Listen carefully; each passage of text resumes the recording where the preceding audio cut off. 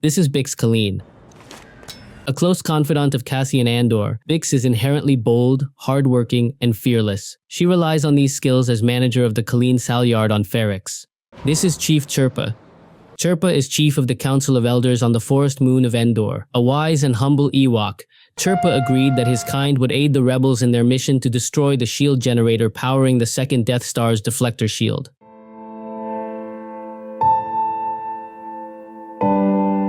This is a JAWA.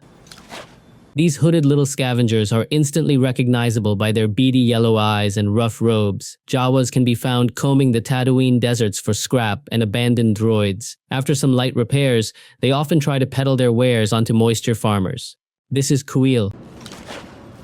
KUIIL is a wise and resolute Ugnaught that earned his freedom from imperial slavery by utilizing his incredible craftsmanship. Once a free man, he operated a moisture farm and lived a life of peace and solitude. That was until a Mandalorian bounty hunter, Din Djarin, came into his life. Are you back to the ship yet?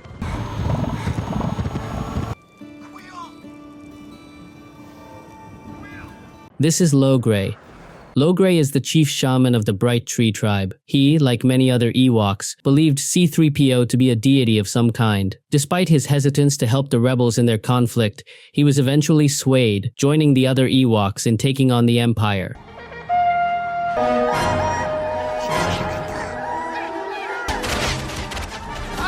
This is PAPLOO. A resident of Bright Tree Village on the forest moon of Endor, PAPLOO is an Ewok scout. Cheeky and inquisitive, PAPLOO stole a speeder bike from an Imperial scout trooper during the rebels' assault on the shield generator. This is PELI, a highly skilled mechanic and a part-time babysitter for Grogu. PELI was responsible both for connecting the bounty hunter, Din Djarin, to other potential Mandalorians, as well as for building him a new ship, an N1 starfighter, as a replacement for his destroyed Razor Crest. This is Scavenger Rey. I can handle myself.